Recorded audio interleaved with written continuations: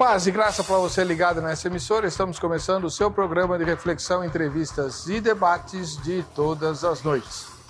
E o que nós vamos discutir hoje é um assunto muito sério.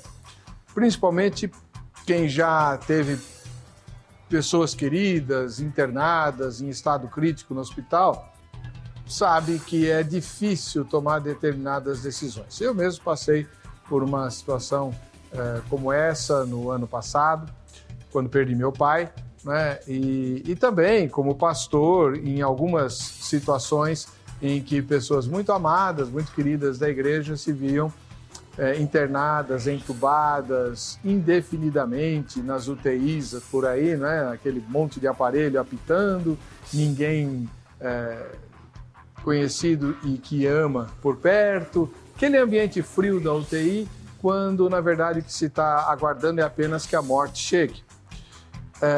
Existe uma discussão entre o meio médico e religioso a respeito de um procedimento, ou talvez, não sei qual é o nome certo, eu vou falar como leigo, né? Mas de uma série de medidas que é conhecida como ortotanásia. Ortotanásia seria o seguinte, não é eutanásia, não é fazer com que o paciente morra sem sentir dor, não é isso. Mas é não utilizar os mecanismos que prolongam a vida artificialmente, permitindo então que a morte chegue, obviamente mais depressa, bom, não sei se obviamente, mas que chegue mais depressa por meios naturais. Então, não entubar o paciente, entendo eu, né? Não utilizar de determinados medicamentos que prolongariam a vida, mas não necessariamente tirariam a dor e o sofrimento, e nem evitariam a morte. Isso seria o que nós chamaríamos hoje de ortotanásia. É pecado ou não? Você vai dizer assim, bom, quem não tinha esses recursos no passado, a pessoa morria e ninguém pecou. Mas hoje nós temos esses recursos, a medicina avançou bastante e pode manter, por prolongar períodos de tempo, pessoas aí que não têm nenhuma chance de viver sem esse tipo de procedimento. O problema é que essa prolongação da vida artificialmente muitas vezes não impede que o paciente continue sentindo dor, sofrendo, enfim. Se dependesse de você, você optaria pela ortotanásia de alguém querido que esteja desenganado e internado numa fria UTI? Ou você acha que Deus não gostaria que você agisse assim? Está no ar o Vejam Só.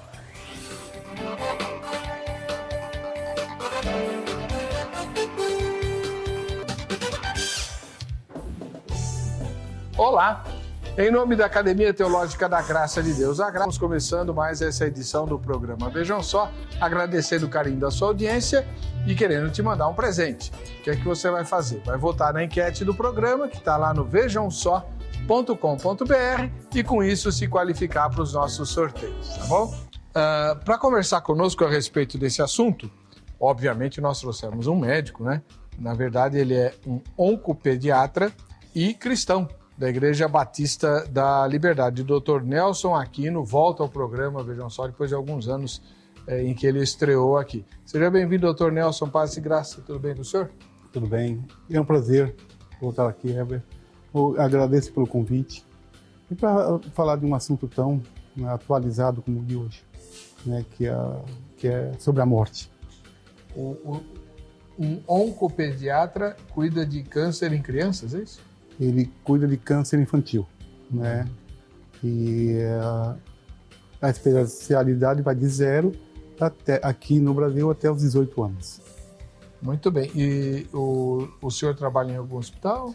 Eu trabalho no Hospital Santa Catarina, no Hospital da Beneficência Portuguesa, no Hospital do Exército e no Hospital da Aeronáutica. Barbaridade. E no Instituto Paulista de Cancerologia. E aos domingos está aqui na Igreja Batista da Liberdade, né? À noite, porque de manhã eu estou passando visita. E ali é Rua Genebra. Rua Santa Amaro. Rua Santa Amaro. Rua Santa Amaro. Lembra os números? Não, agora não me recordo. Mas é muito fácil, uma igreja bem grande, a Rua Santa Amaro.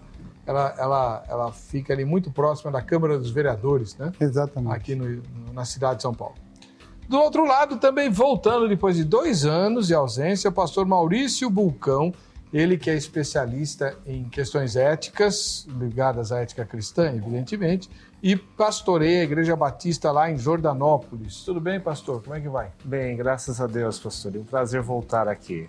Pois é, eu fiquei bem mais velho desses 2. Não mudou nada, né? Ao contrário, eu tô vendo que o senhor que não tem o dom do envelhecimento, viu? Tá, eu sei. Eu tenho espelho, não vem não. Como é que tá o pessoal lá da igreja em Jordanópolis? Eles vão bem, graças a Deus. Deus tem abençoado. Qual é o endereço lá, pastor? É Rua Noel Núteus, número 304, em São Bernardo do Campo. Ali a referência é a Via Anchieta, perto do quilômetro 18. Do Habib's. Ali, exato. Né? Atrás do Habib's. Isso. Muito bom. Agora, o senhor está se formando esse ano em Direito, é isso? Exato. Então, tem tudo a ver com o tema de hoje, né?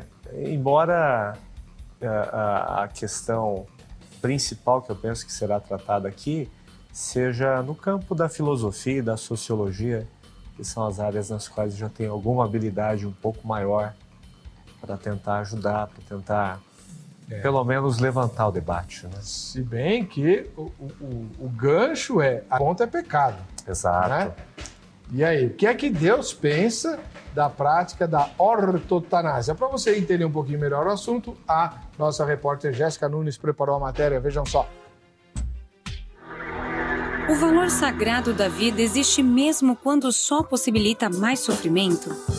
É correto ajudar a matar meu irmão que não quer ficar para sempre imóvel numa cama? Morte cerebral, coração que para, células que estancam. O longo caminho da morte. Para além, até mercê de definições que tiveram que acontecer por conta da lei de transplantes de órgãos, a morte é quando o seu cérebro parar a atividade, constatado por 2 médicos. Então, a partir do momento que o teu cérebro não funciona mais, o coração pode até estar batendo, mas ali é decretada a sua morte. A única certeza da vida é que a morte um dia vai chegar. Mas como é a questão?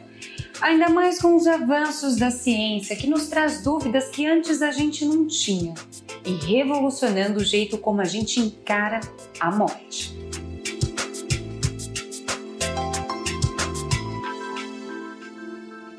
Eu venho ao mundo com direitos, eu estou viva, a lei me dá direito de fazer o que eu quiser e eu vou responder pelo que eu fizer de errado.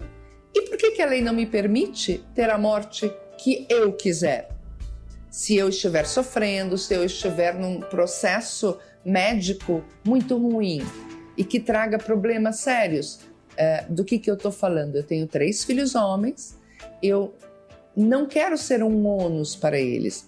Não, mas eles te amam. É verdade, eles me amam. Mas o meu amor de mãe não quer que eles sejam obrigados a me limpar, a me lavar, a me dar comida. Não é isso que eu, mãe, desejo para os meus filhos. Então, é a partir deste momento que a lei tem que me dar o direito de decidir. Então, hoje, o Brasil está dividido. O maior conceito legal ainda é a vida, independente da dignidade e do livre-arbítrio. Mas começa-se a discutir muito, inclusive mercê da aprovação da ortoeutanásia na área médica, que o que é vida sem dignidade, o que é vida sem livre-arbítrio. Né? Então é mais ou menos por aí que caminha tudo. Mas o Brasil ainda está caminhando, estamos começando a falar sobre isso. Ortotanásia. Morte digna, venha ser a morte de quem está em estado de inconsciência total, coma profundo. Justamente a gente está falando em cima de premissa de livre-arbítrio, não é? Ninguém tem o direito de decidir pelo outro, ninguém. Então a pessoa, todo mundo pensar sobre isso, decidir e comunicar à família e seu médico. Porque depois que você já está inconsciente, você não vai poder falar.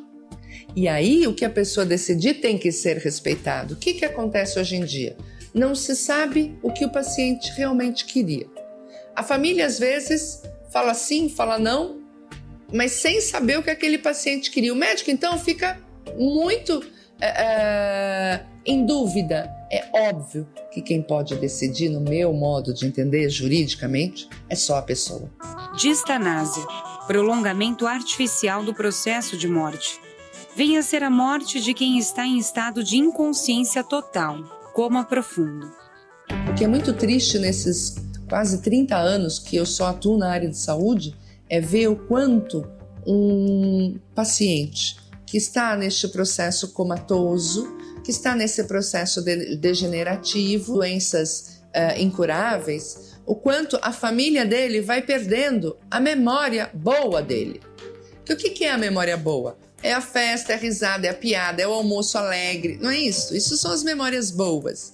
Vai ficando a memória ruim, a memória daquele cidadão que não come, que não vira, que não anda, que não fala, que tem que dar banho, que tem que trocar, que está com escaras. Isso é muito triste, porque qual é o legado que todo mundo leva após morte? É sua memória. O que ele deixa? O legado das pessoas é sua memória. Se isso vai sendo perdido enquanto ele está vivo, olha que coisa triste, né? Eutanásia. Morte sem sofrimento. Eliminação ou morte sem dor dos doentes em caso de moléstia incurável.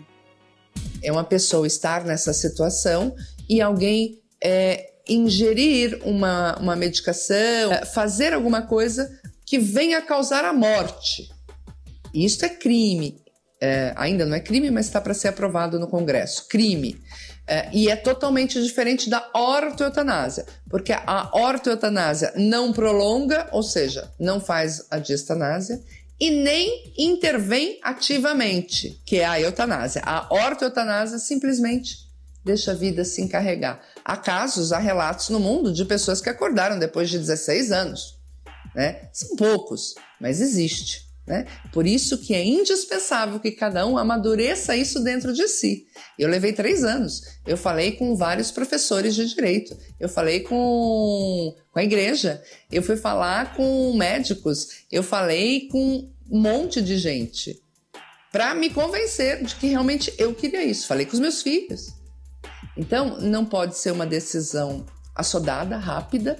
Tem que ser um pensar. Mas como um AVC, um ataque cardíaco, um atropelamento pode dar a qualquer momento, é bom que todo mundo pense logo, né? E conte para os seus entes queridos, no mínimo, a sua decisão. Embora, além de contar, o ideal é ter um documento escrito. A questão morte é difícil para os pacientes, parentes e amigos.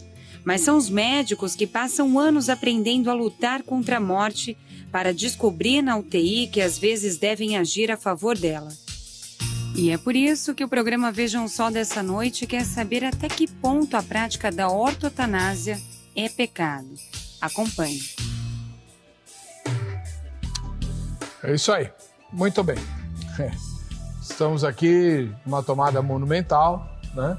E agora os nossos convidados vão se posicionar a respeito do assunto. Nós temos conosco o médico Dr. Nelson Aquino, ele é oncopediatra e cristão, membro da Igreja Batista da Liberdade. Doutor Nelson, como é que o senhor vê essa questão da ortoeutanásia?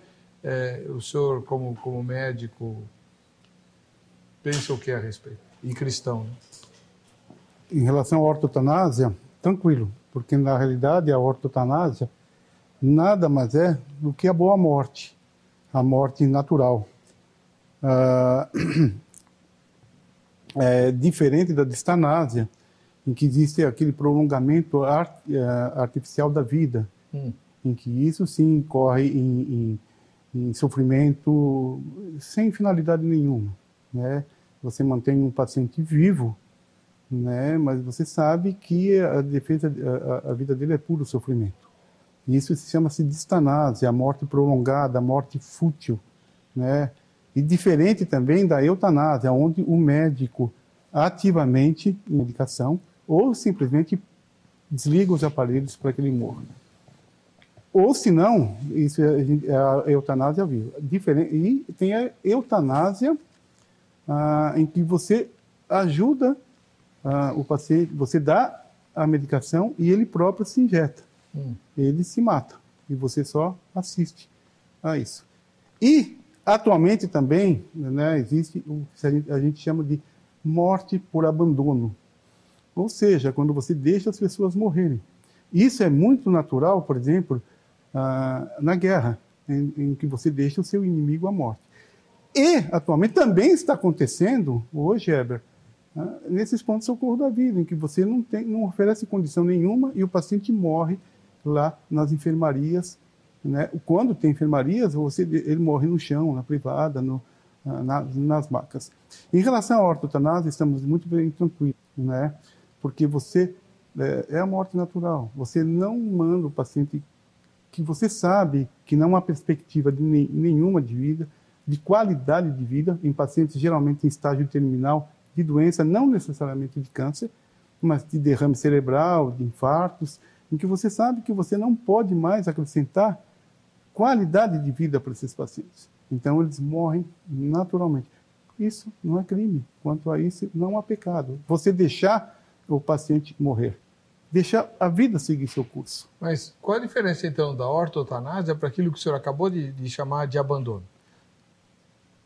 Abandono é quando você, por exemplo, no pronto-socorro, você pode fazer alguma coisa pelo doente. Um infarto, um edema de pulmão, uma diarreia, você pode fazer alguma coisa pelo doente e não faz. Entendeu? E ele Mas vem a morrer. a ortotanásia não é também deixar, não fazer nada para que a pessoa venha a morrer naturalmente? Não, a ortotanásia é uma morte natural de uma doença em fase final, que é o câncer, que é um derrame cerebral, que é um infarto agudo. Ah, tá. Então, entendi agora. Então, vamos lá. O que o senhor chama de abandono é a pessoa não morreria e, pelo contrário, ela seria curada se ela recebesse alguma atenção. Exatamente. Ela morre de alguma coisa que poderia ser evitável. Ah, tá. Então é outra história. Aí é crime. É morte, exatamente. Depende. Por exemplo, na guerra, não sei se é crime. Não, então. Bom, pois é. Mas no hospital é. Pela lei brasileira é. Você não pode deixar um paciente morrer por abandono. Então, daqui a pouco a gente vai querer saber se é obrigatório, pela lei brasileira, fazer tudo o que for possível para que o paciente não morra. Já, já. Antes, vamos falar com o pastor. E a questão espiritual da coisa. O pastor Maurício Bucão, ele é pastor batista em Jordanópolis, está se formando bacharel em Direito, né? E não sei se já passou por situações em que é preciso decidir o que fazer com a pessoa que está em estado terminal. Como é que o senhor vê essa questão da ortotanásia, pastor Maurício? Embora socialmente pareça um tema muito controvertido, mas o Dr. Nelson já expôs de uma maneira sucinta, mas abrangente, que trata-se de deixar a vida tomar o seu curso normal. E neste caso é inteiramente condizente até com a constituição do vocábulo, né? Ortotanásia, orto de correto e thanatos de morte. A morte correta, a morte, vamos chamar de natural no seu aspecto humano. A boa morte. A boa morte. Nesse caso, é evidente que há muita dúvida sobre postura de interromper um tratamento, mas porque geralmente essa interrupção do tratamento também é entendida como interrupção de toda forma de cuidado. O que a ortotanásia, no caso, pelo menos filosófico, no pensamento sobre ela, não diz respeito. Há um cuidado com o paciente, não vai ser mais o tratamento curativo ou o tratamento sintomático, disso o doutor pode falar bem melhor do que eu, mas será o tratamento do conforto, o tratamento do respeito, mas permitindo que a pessoa tenha condições dignas de permanecer vivendo sem prolongar a vida com o sofrimento decorrente de uma enfermidade em caso terminal, coisas do gênero. Nesse caso, se a gente for pensar de uma perspectiva ética, é muito humano e muito digno pensar que não prolongar artificialmente a vida da pessoa pode trazer a ela mais satisfação e condições melhores de dignidade, tanto da vida quanto do momento da morte, que fatalmente vai acontecer. Muito bom. A gente vai depois apertar os dois convidados aqui, né? Eu tenho já algumas perguntas, você vai também nos ajudar. E vai votar agora na nossa enquete. Ó. Vejamsó.com.br é o nosso endereço eletrônico e a nossa enquete pergunta o seguinte. Em sua opinião, a ortotanásia é um ato, primeira, compreensível e caridoso.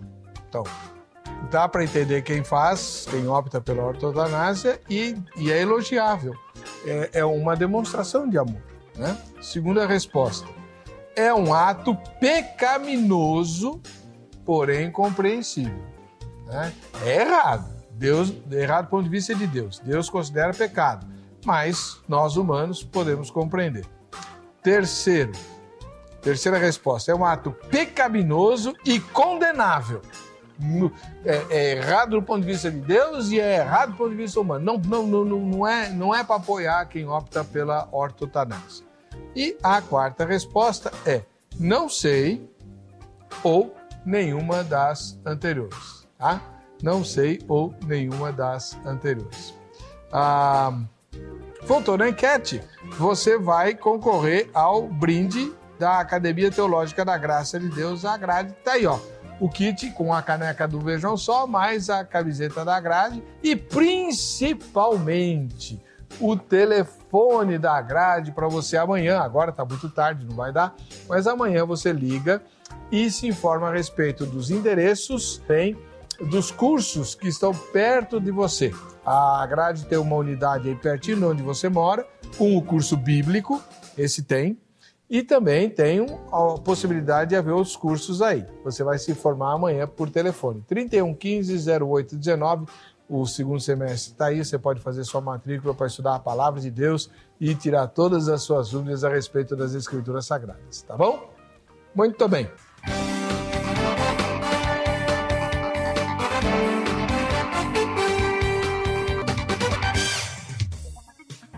Muito bem, estamos de volta com o programa Vejam Só, agradecendo o carinho da sua audiência no momento que a gente mais gosta, né? Que é o momento em que a gente vai conhecer você. Antes disso, deixa eu mandar um ósculo santo para o pessoal da Igreja Cruzada Cristã Pentecostal.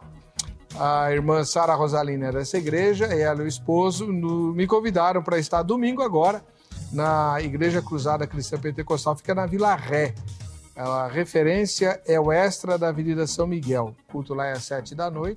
Se você mora lá perto, seja conosco lá. Igreja Cruzada Cristã Pentecostal, lá da Vila Ré, tá bom? E um ósculo santo aí para a pastora Sara Rosalina. Bom, não sei se é pastora, né? A gente conversou só por e-mail e tal, mas domingo a gente se conhece, tá bom? E você aí de casa, já fez o seu selfie? Ou o famoso autorretrato? A gente quer saber como você é e onde você mora. Por exemplo, olha, a primeira foto vem lá do Rio de Janeiro, de São Gonçalo. Tá aí a Adriana Cordeiro, que é a nossa telespectadora, jovem, linda, charmosa, né? E que, vejam só, obrigado, viu, Adriana? A segunda foto é da Elaine, que mora lá no Mato Grosso do Sul, num lugar chamado Bonito, né? Que dizem que é maravilhoso, eu ainda não conheço, mas dizem que é sensacional. E a Elaine mora lá, olha que privilégio, e assiste a gente aqui. Terceira foto vem da Bahia, lá de Itabuna, a Elaine Gomes. Uau, Elaine, isso aí é foto de modelo, hein? Que Deus te abençoe. E, ó, o pessoal que diz que só quem assiste ao Vejam Só é só aposentado, insone. Tá aí, ó, Elaine Gomes de Itabuna, na Bahia. A quarta foto é de Campina Grande, na Paraíba, e a Ruth Moraes está aí assistindo a gente. Está lá com a camiseta da Academia Teológica da Graça de Deus.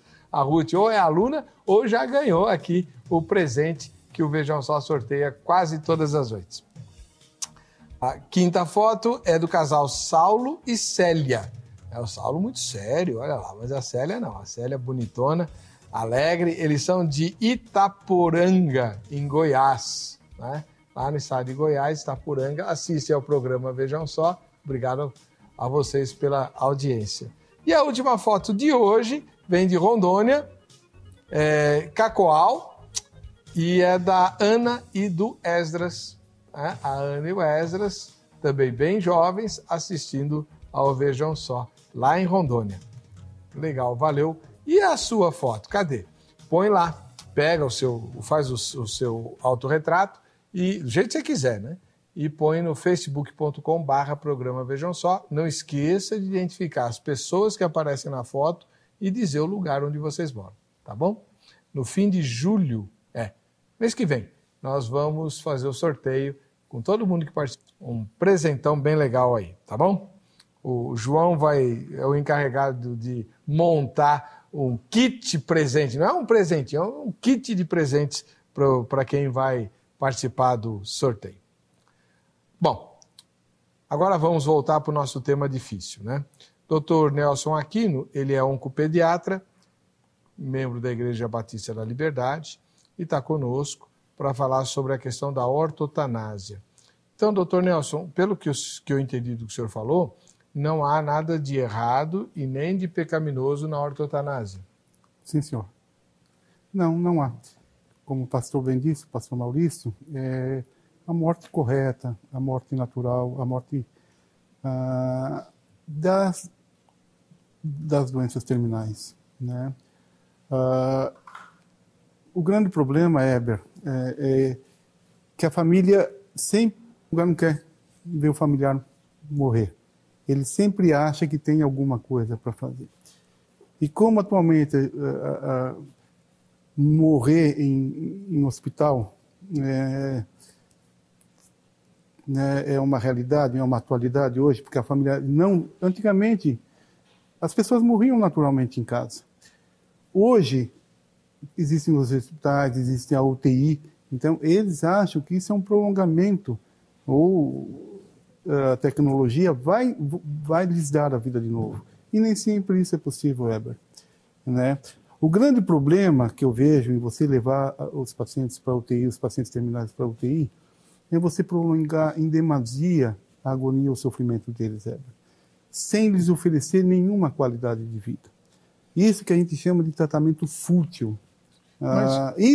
Eu acho que isso é mais pecado, mais do que você deixar o paciente morrer naturalmente. Então, doutor, mas uma das coisas que eu queria que o senhor explicasse para nós, na matéria de abertura, né, aquela senhora que concedeu a entrevista para a Jéssica, ela falou, a família não compreende, porque o coração está batendo, mas o cérebro parou. Se o coração está batendo, quem é que vai dizer que a pessoa morreu? Só o médico. Mas a morte é um diagnóstico médico. Só quem pode diagnosticar a morte é o médico. O senhor enterraria alguém com o coração batendo? A gente não só enterra, como faz transplante de coração com o coração batendo. Aliás, para você fazer o transplante do coração, Heber, o coração tem que estar batendo. O coração, para ser transplantado, não pode ser um coração que pare de bater. Se o coração parar de bater, esse paciente não serve para ser um doador de transplante. Então, Heber, o que você faz? Por isso que ela falou da morte cerebral. Você precisa hoje ter o diagnóstico de morte cerebral constatada por um intensivista e por um neurocirurgião ou neurologista para realmente dizer que ele, do ponto de vista de encéfalo, morreu. E o coração deve continuar batendo para você poder fazer o transplante cardíaco. Entendeu? Então, o problema não é você enterrar alguém com o coração batendo. E se for assim, Heber, você não vai fazer transplante cardíaco em ninguém, porque você tem que fazer com um transplante de um coração que não pare de bater. Então, doutor, o que o leigo não consegue entender é o seguinte, se o cérebro parou e a pessoa morreu, por que o coração não para de bater? Ele tinha que parar de bater, mas se a pessoa ela respira. Não, pode continuar respirando. Então o sujeito está respirando, o coração batendo e o médico vem dizer, ele morreu. Às vezes está respirando artificialmente. Às vezes está com um tubo. Não, uma vez parado, cessado, Heber, o coração é autônomo. Dentro dele tem células que funcionam automaticamente. O coração é autônomo, a gente sabe muito bem que a gente sempre ama a pessoa errada. Né? O coração quer que você ame alguém e a cabeça quer que... Enfim, bom, não é verdade? É verdade, nem sempre, é verdade. Mas, Heber, evidentemente que eu nunca enterraria alguém com o coração batendo ainda. Eu faria o transplante dessa pessoa antes. Mas Tá. Éber, mas não pode esperar o Você coração sabe por quê, parar de Éber? O bater. grande problema é que existe um ditado que diz: enquanto há vida, há esperança. Né? E não é? E isso é traduzido, e vida é traduzido pelo coração batendo. Claro. Mas nem sempre essa é a realidade. Muitas vezes, e o que o paciente, o que as pessoas têm medo, na realidade, é que o paciente, puxa, o coração está batendo, então ele está vivo. Que lógico. Né? Mas não, o cérebro já está morto, Éber. Entendeu? Do que vale um coração batendo, o pulmão respirando, se não há mais vida no cérebro? Bom, quem nunca usou muito o cérebro pode até não sentir muita falta, né? Evidentemente. Ô, pastor Maurício, vamos lá, agora a questão espiritual. Não é verdade que o cristão, quem teme a Deus, quem ama a palavra do Senhor, quem se pauta pelos caminhos de Deus e tal, ele não tem que fazer tudo para manter a vida? Porque se a pessoa que está lá morrer ou for levada à morte pela ortotanásia, ela é a única esperança, a única chance que tem de obter a salvação. A salvação só é obtida em vida, não é verdade? Não, para o médico, tudo bem, acabou o sofrimento dela. Aqui. E depois? Essa é a questão mais premente da teologia em relação à morte, independente de qual seja a morte. Seja uma morte provocada por suicídio, por eutanásia, ou mesmo por ortotanásia, que seria a morte natural, a morte em que os processos normais da existência vão acontecer independente de interferência para se prolongar artificialmente. Essa questão de a posição cristã ser de batalhar pela vida, ela não pode ser entendida na minha forma de pensar como qualquer tipo de vida. Eu vou tentar exemplificar isso para ficar talvez mais fácil de compreender. Um paciente ele está em estado de doença e essa doença é irreversível. Num caso como esse, é preciso avaliar se essa irreversibilidade tem relação com iminência ou não de processo de morte.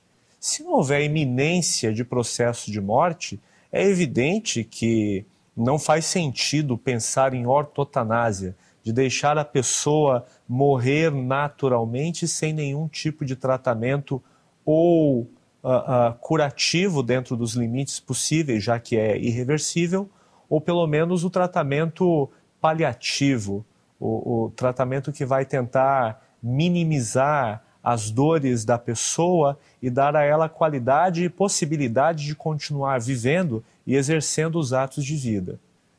Trata de um caso de doença irreversível e de iminência de morte. Aí nós precisamos começar a pensar até que ponto vale a pena empreender muitos esforços para se prorrogar essa vida. E aí vamos colocar dentro desse estado de doença irreversível e iminência de morte. Essa pessoa tem consciência, ou pelo menos um estado de semiconsciência, ou ela já está totalmente inconsciente? É evidente que há registros, como já foi dito até na reportagem, na matéria feita com a entrevistada, que algumas pessoas voltaram, por exemplo, de um estágio de coma depois de um período prolongado de espera e que a vida foi mantida assim. Nesse caso, possivelmente não se trata de uma questão irreversível. Mas depois de 16 anos, né? Então vamos pensar assim, quando deu 10 anos, a pessoa, os familiares, os médicos, né? Mas até pensando numa perspectiva bíblica cristã, eu não vejo como a ortotanásia pode impedir ou mesmo invalidar o processo sobrenatural de Deus, porque deixar de oferecer um tratamento artificial para prorrogar a vida de uma maneira artificial e talvez mais dolorosa não significa deixar a pessoa morrer sem assistência, sem cuidado, e não significa deixar de cuidar dela. Dentro desse processo, uma pessoa pode viver bastante tempo ainda. Se mesmo Deus quiser, né? E mesmo num caso de morte iminente. E para alguém como eu vou usar um termo que não sei se é muito nem usual. Usual sei que ele não é. Mas para quem tem uma posição de teísmo soberanista, acredita em Deus, no fato de que Deus não apenas existe, mas que Ele decidiu fazer parte da história humana e de atuar juntamente conosco, mas ao mesmo tempo Ele é soberano, Ele é Senhor absoluto da vida. Em Mateus, no capítulo 10, quando Jesus fala a respeito da conduta dos discípulos de não temer aqueles que podem matar, e Jesus explica o fundamento disso. Olha, Deus tem contado até o cabelo que nós possuímos. Então Ele tem cuidado de nós, Ele tem o tempo de vida determinado nas suas mãos. Ninguém vai morrer, portanto, por antecedência. Nesse caso, a ortotanásia nem sequer vai inviabilizar uma ação sobrenatural de Deus de curar uma pessoa, de tirar uma pessoa de um estado cível e trazê-la de volta à vida com qualidade e com saúde. Bem, tá bom. Heber. Pois não, doutor.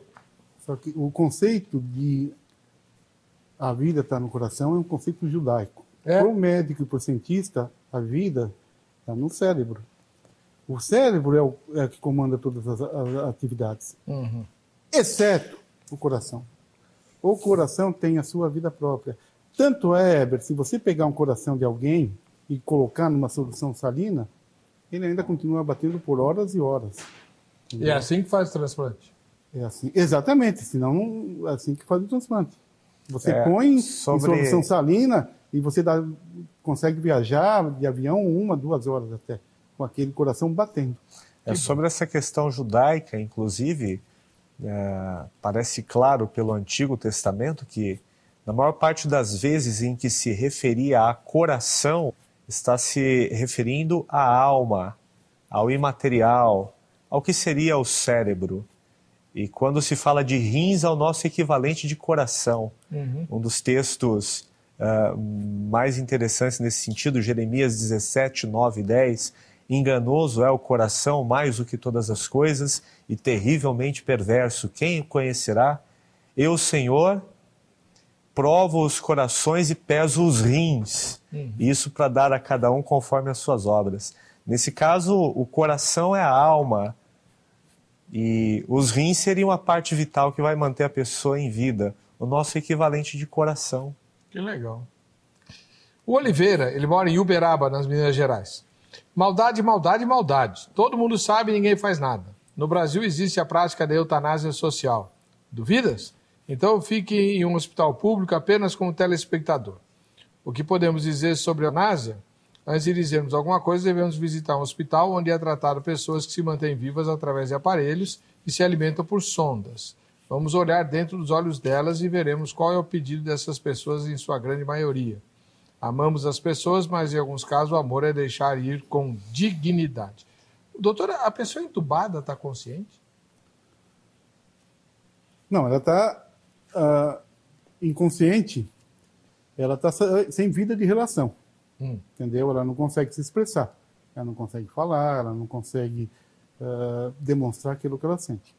Mas dizer que ela está inconsciente, que ela não está sentindo, que ela não está ouvindo, que ela não está vendo, isso não dá para dizer, né? Há relatos de pessoas que você falou que volta de 16, 18 anos. Foi a moça lá da matéria. Exato. E elas dizem que ouviam tudo perfeitamente e falavam. Herbert, a nossa orientação em relação ao paciente que está na UTI, que está entubado, olha, fale o máximo de coisas agradáveis para esses pacientes. Entendeu? Porque eles podem estar ouvindo. Heber, a gente não tem como saber isso. Entendeu? Do ponto de vista médico, você não tem condição de dizer se a pessoa está conseguindo entender o que você está falando, ou está conseguindo, porque ela não consegue expressar. Então, eu penso que sim. E eu oriento as pessoas tomar cuidado com aquilo que fala na frente do paciente. Uma pergunta assim, bem básica. Não entubar faz parte da ortotanásia? Não entubar em paciente terminal, por exemplo, um paciente com câncer, que você já fez todo o tratamento para ele, com derrame cerebral, com metástase cerebral, que você sabe que se você prolongar a vida dele, mais sofrimento, você vai entubar para quê? Entendeu? O que ocorre, o que a gente vê, Heber, que a falta de comunicação entre a equipe médica e os familiares. Entendeu? Em relação àquela moça falou, hoje eu tomo uma conduta, eu não quero que faça nada. Não dá para dizer isso, Heber. Não dá, porque você não pode levar isso. Uma coisa é você decidir a sua vida agora, que você está sadio. Outra coisa é você decidir a vida lá quando você está entubado, sabe? É uma outra situação.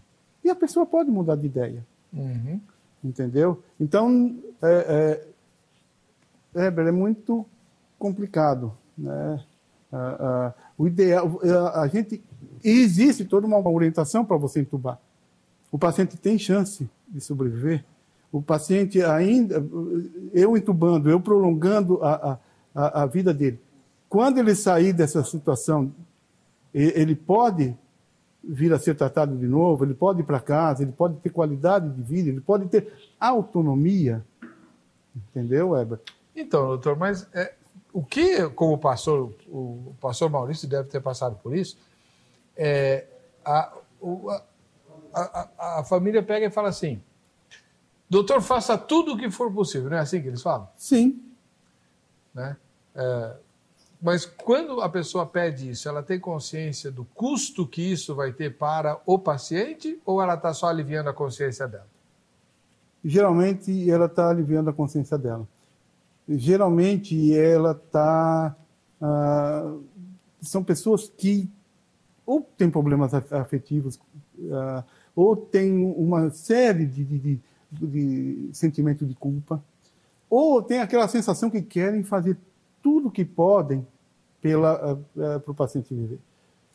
Agora, Heber, você mantém um paciente sofrendo, entubado, sendo que você não pode melhorar mais a qualidade de vida, ser naquela situação, isso é cárcere privado, Heber.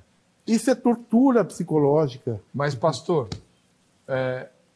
ninguém se julga assim, pelo contrário, né? Às vezes dá briga na família, porque uma parte quer que se faça tudo, custe o que custar, inclusive para o paciente, e outros dizem não, né? Vamos... E aí quebra o pau e a pessoa que diz não, deixa, é acusada de ser relapsa e tal. Como é que o pastor deve agir como nessas horas? Eu já tive que lidar com ambos os casos. Tanto daquela família que estava convicta de que não era necessário fazer um prolongamento artificial da vida, desde que isso não traria dignidade, não faria bem nem a própria pessoa, nem a família. E também já convivi com o outro lado, um caso de uma moça, a mãe dela estava com câncer, e era um estágio de câncer muito avançado. Os médicos já haviam declarado que, em relação ao tratamento do câncer em si, não havia mais nada a ser feito. E ainda assim uma insistência, não, mas façam tudo, façam tudo. Não suspendam medicação, não suspendam absolutamente nada do tratamento. É preciso entender, e nessa hora é evidente, quem passa pela dor nem sempre consegue avaliar de uma maneira correta que a medicina também possui suas limitações. A efetividade de um tratamento em algum momento pode cessar. E nesse caso, nós estaremos apenas vendo a prolongação de um sofrimento, de uma dor. Ao mesmo tempo, da minha parte, entendo que a família tem que ser respeitada nisso, sim. A vontade das pessoas deve ser tanto quanto possível acatada, sim, porque as esperanças nesse caso não podem mesmo ser desprezadas. Não obstante, você mencionou da questão, por exemplo, de custos. que, por exemplo, se alguém estiver no sistema público de saúde, ele não vai poder medir, não pode mensurar isso, salvo se depois receber uma fatura de demonstrativo para ver quanto custou todo aquele tratamento. E se os médicos têm clareza de que não há mais nada que ser feito, que as possibilidades da medicina cessaram, talvez nós estejamos cometendo até um ato de desamor em não permitir que outras pessoas recebam aquela medicação ou recebam pelo menos o equivalente no seu tratamento nos termos financeiros. Pois é. Pastor, eu faço uma pergunta para vocês. A grande pergunta é, quem decide a vida? Quem é que decide a vida? Eu sou favorável, não é só o médico que tem que decidir isso, entendeu? É a família, é uma reunião, é o médico, a família, o psicólogo, o líder religioso, que não necessariamente precisa ser o pastor, pode ser o ancião, o padre. Quem é que decide o momento de... Eu acho que é uma carga, é jogado atualmente uma carga muito grande hoje sobre o médico, porque hoje o médico é que... Mas quem é que decide? Eu acho que isso devia ser discutido, sim. O advogado tem que decidir também, o juiz tem que decidir, o líder religioso, sabe? É uma carga muito grande para o médico. E vocês têm que também saber que nós somos humanos, o médico é humano. O médico sente dor, sente a responsabilidade, sente a decisão, entendeu? Não é... Agora, pastor Maurício, sempre a gente procura orientar muito a família, entendeu? E a gente só toma essa decisão quando isso for um consenso, quando toda a família concordar. Porque o grande problema é o seguinte, às vezes a família também está dividida. Quase sempre. E quando a família está decidida, infelizmente a gente decide por, então, entubar. Ou mandar para a UTI. O que falta, e também, pastores, o que falta hoje é uma regulamentação. Ou não tem uma regulamentação de quem vai para a UTI e de quem não vai. Agora, existe uma coisa também. Nós temos uma carência muito grande de UTI. E quando você põe um paciente terminal, e ele vai ficar muito tempo entubado, e aquela criança que sofreu um acidente, que tem chance de ser curada, e que pode, e não tem vaga, porque está aquele paciente no terminal, aquela plantinha, entendeu? E aí? Vai desligar o aparelho para pôr a criança? Sabe? Quem é que decide isso? É isso que eu estou te falando, Heber. Então é fácil, muito fácil, quando você tem só vaga para todo mundo. E se não tiver vaga?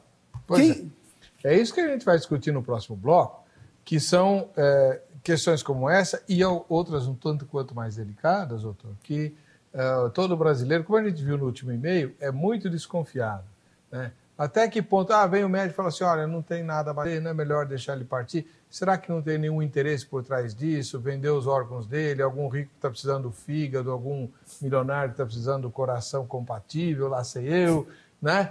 Porque, enfim, como lidar com essas desconfianças e inseguranças numa hora como essa? Já no Vejam Só.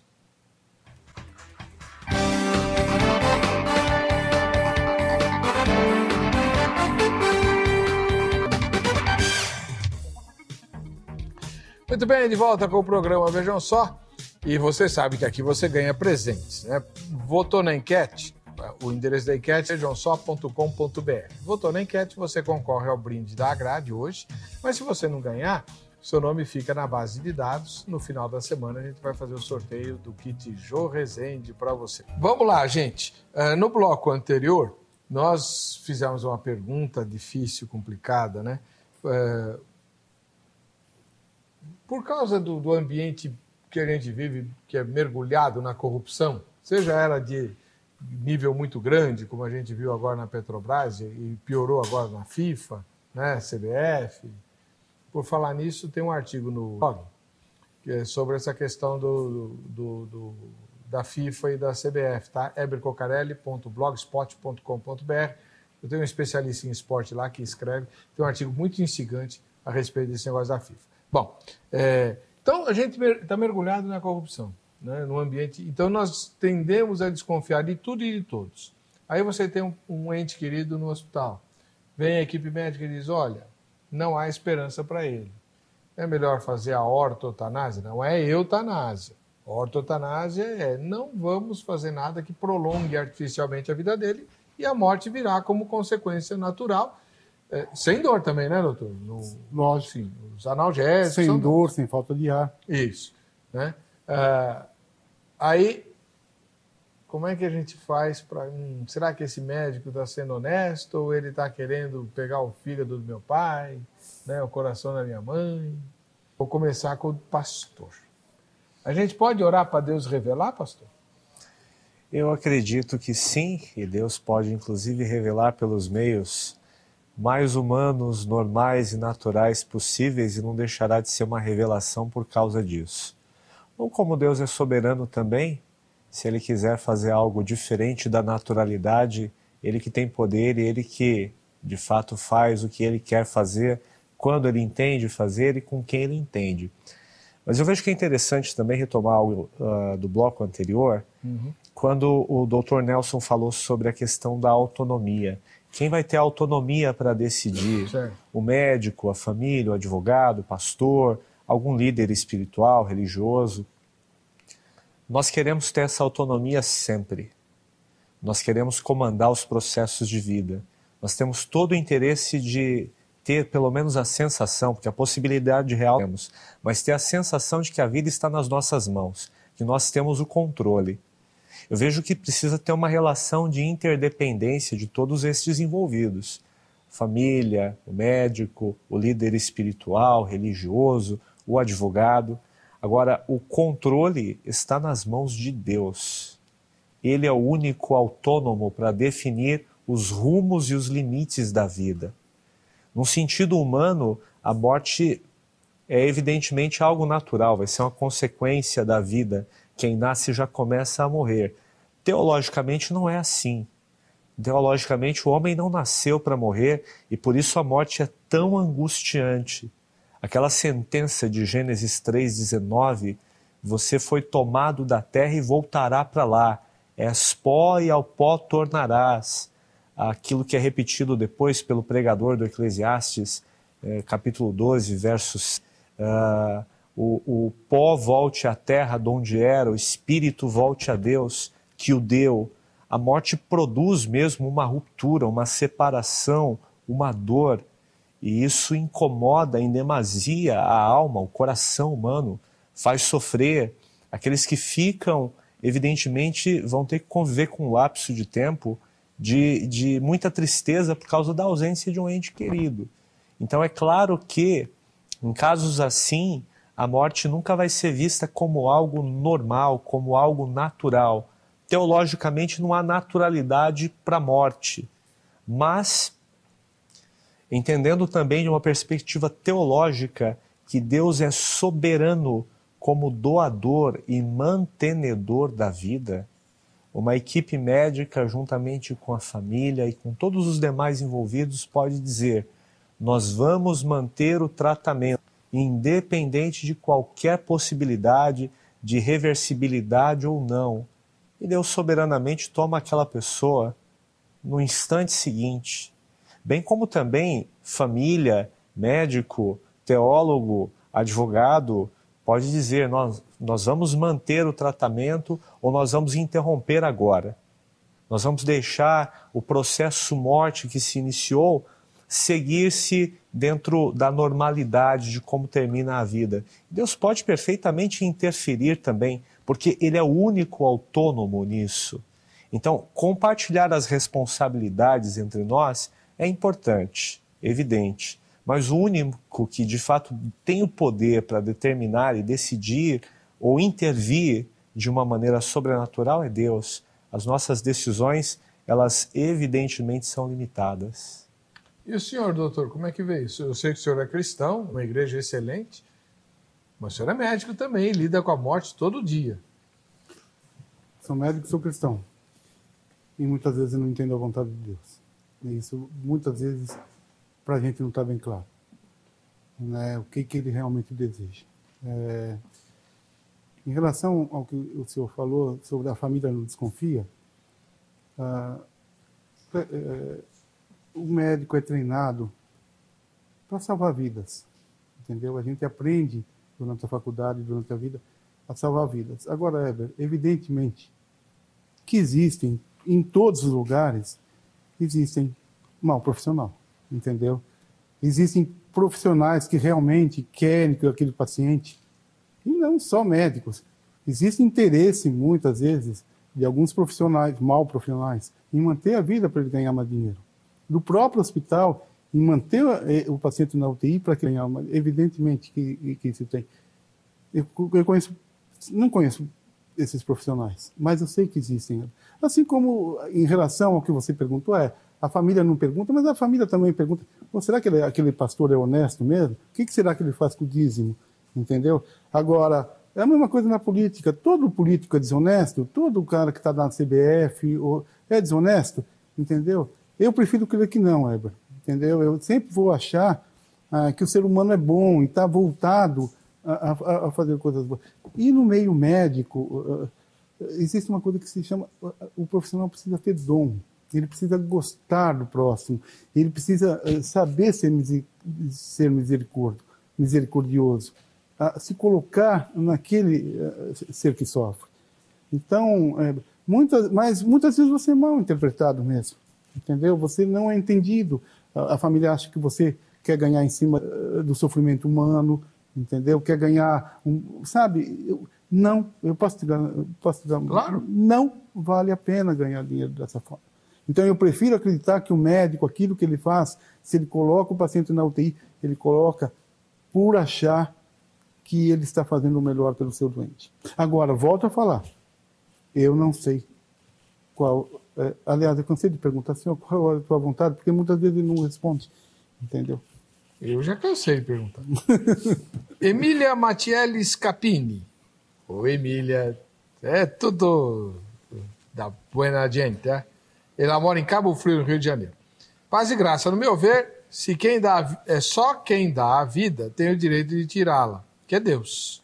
Né? Eu não posso tirar o que não me pertence, mas nós não estamos falando de tirar a vida, certo? Isso seria uma eutanásia. A eutanásia é injetar um tranquilizante para a pessoa que vai paralisar os órgãos. Não sempre é tranquilizante. Você pode injetar cloreto de potássio, que a morte é imediata. Mas a pessoa vai sofrer. Não. É rápido. Rápido quanto? Rápido, é em minutos. Você injeta... Minutos? Minutos é uma eternidade, doutor. Eu lá lutando pela vida, querendo respirar, querendo... Será que é uma eternidade? Eternidade claro que é. Eternidade é muita coisa. Quando o senhor fala rápido para mim tem que ser... Imediato. 3 segundos. Imediato. O cara está aplicando o cloreto de potássio, ele está morrendo. Quer mais rápido que isso? Uma outra possibilidade, não é só aplicar, você tirar o tubo dele, você tirar todo o suporte de vida dele.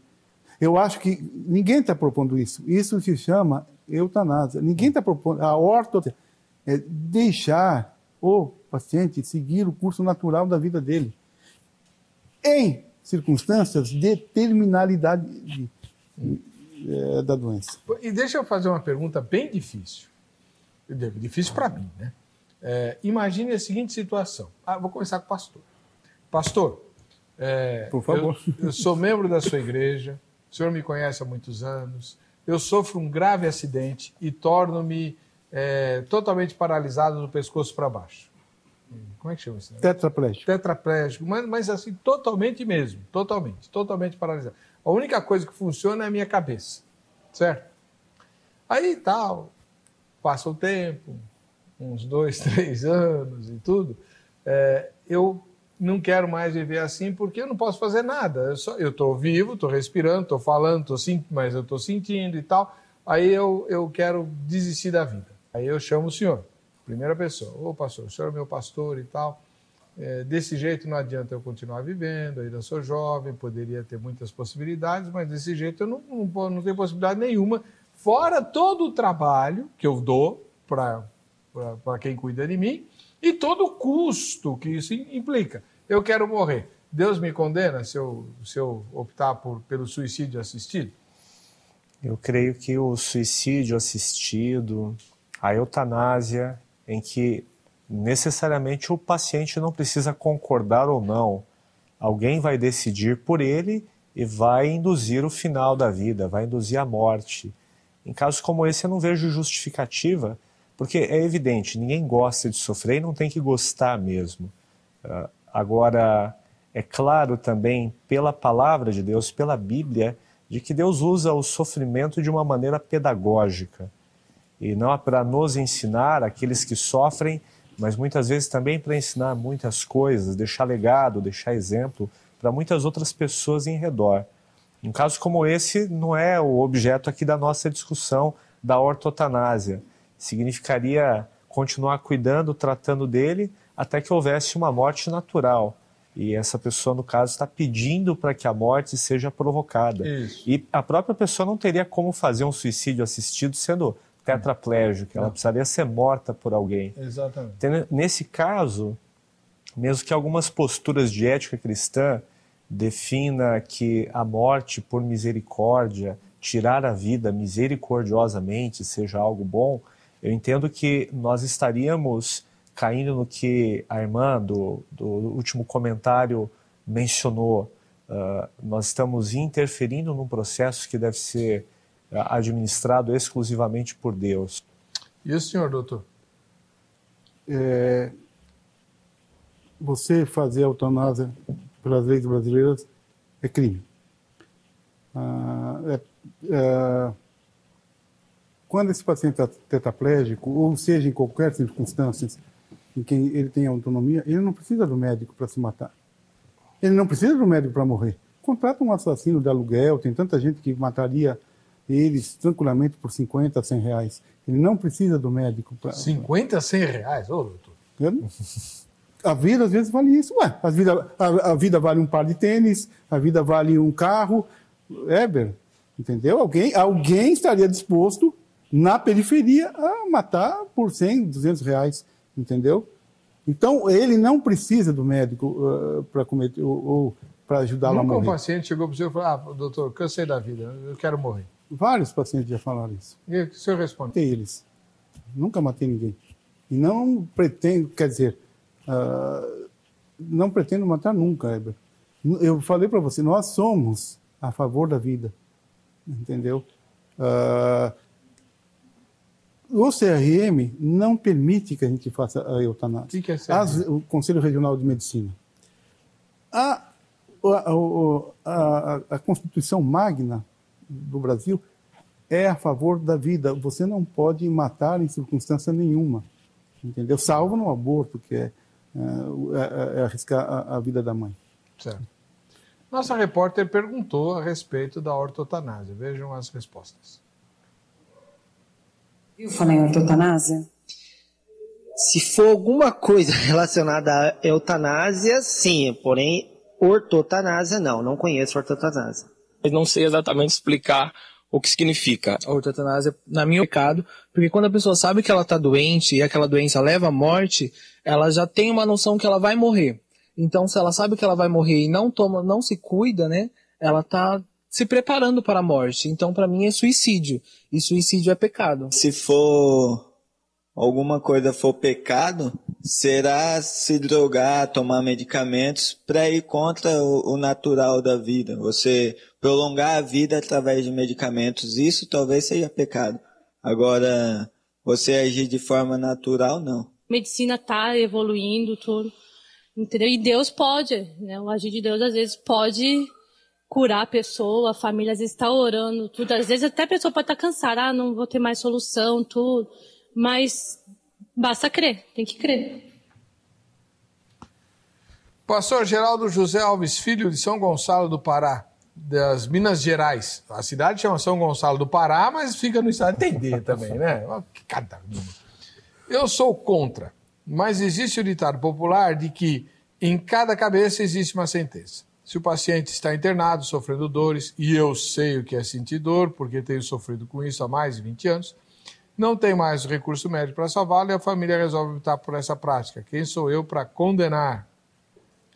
É Deus que vai julgar, né? Tá certo. O Tadeu de Araújo, de Maceió, nas Alagoas. Muito embora respeitemos os que defendem a ortotanásia, no entanto, ficamos com a bioética bíblica, isto é, a ética da vida à luz da Bíblia Sagrada. É doloroso até demais vermos alguém, principalmente um ente querido, num estado vegetativo. Mas apesar de todo o sofrimento, sabemos que o Eterno jamais permite nos ultrapassar, além daquilo que o mesmo determina. Alegra-nos, entretanto, a sua promessa, conforme Mateus 28, 20. Sendo é pecado. Mateus 28, 20, eu acho que é aquele texto, eis que estarei convosco todos os dias até a consumação do século. Né? É pecado a ortotanásia.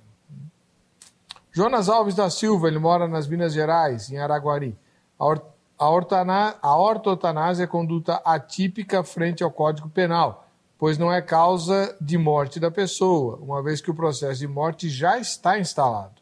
Desta forma, diante de dores intensas sofridas pelo paciente terminal, consideradas por esse como intoleráveis e inúteis, não vemos nada pecaminoso em amenizar a dor insuportável de alguém que já está em estado terminal.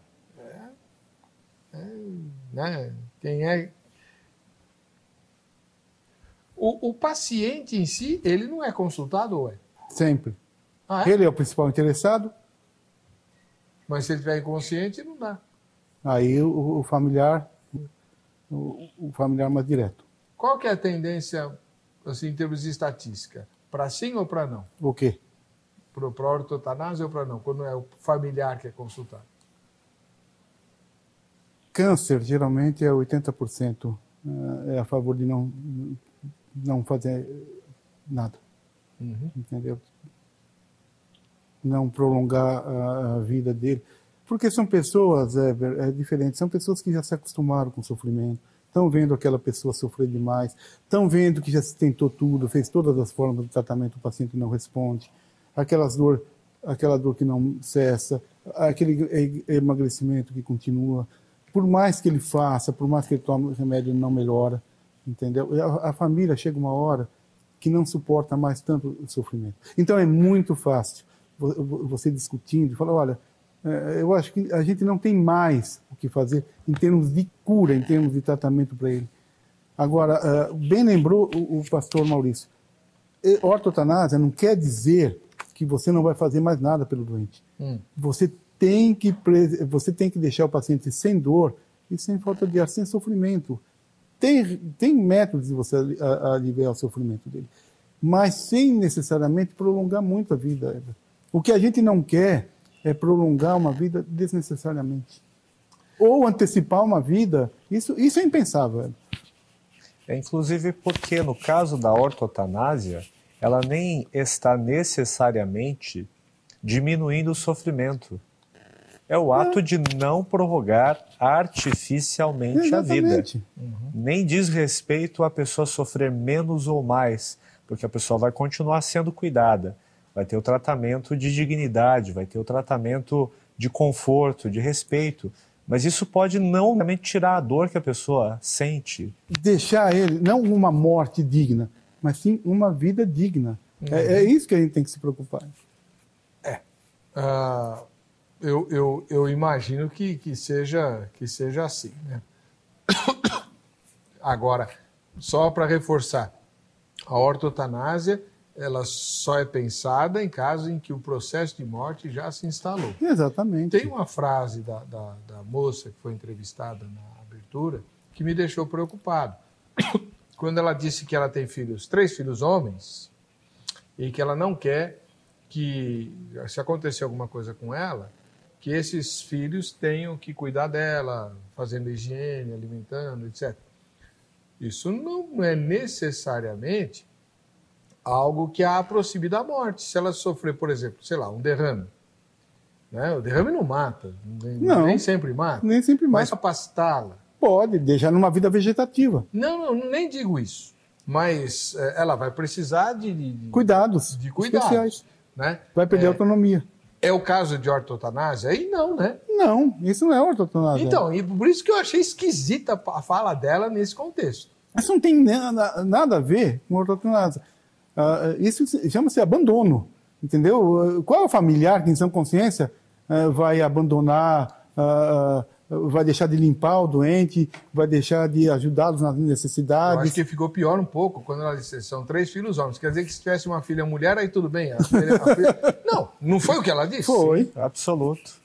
O que é muito contraditório, é muito machista, é uma situação impensável de uma perspectiva bíblica, de uma perspectiva cristã.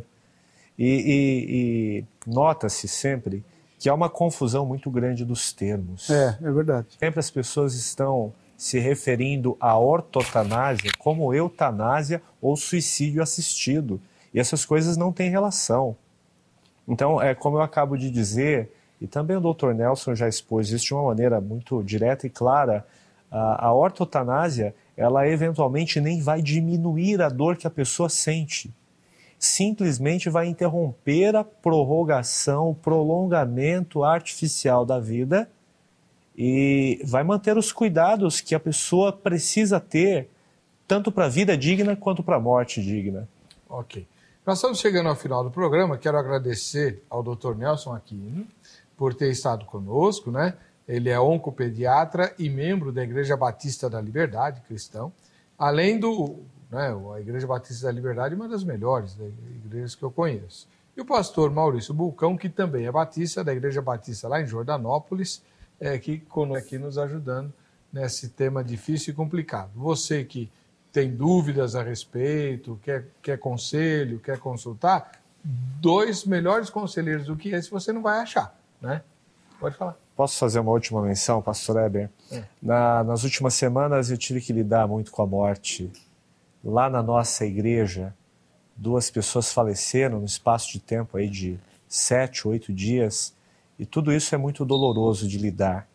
Num dos casos, uma irmã sofreu um AVC e foi muito sério, muito grave. Depois de 4 dias, os médicos trouxeram o diagnóstico da morte cerebral, e enquanto eu estava no hospital com o irmão, a quem cumprimento, o irmão Rui Barbosa, ele dizia, olha pastor, eu espero que se ela tiver que viver com certas limitações, Deus a leve, porque é uma pessoa muito ativa e ela não vai suportar com facilidade viver com restrições. Depois de nós conversarmos e passarmos a madrugada juntos lá, ele disse, olha, nós temos que confiar no Senhor, temos que crer em Deus. Então, se ela tiver que voltar com toda a limitação, vamos entender isso como vontade de Deus e vamos cuidar, vamos fazer o melhor que é possível de fazer. Deus soberanamente decidiu levá-la.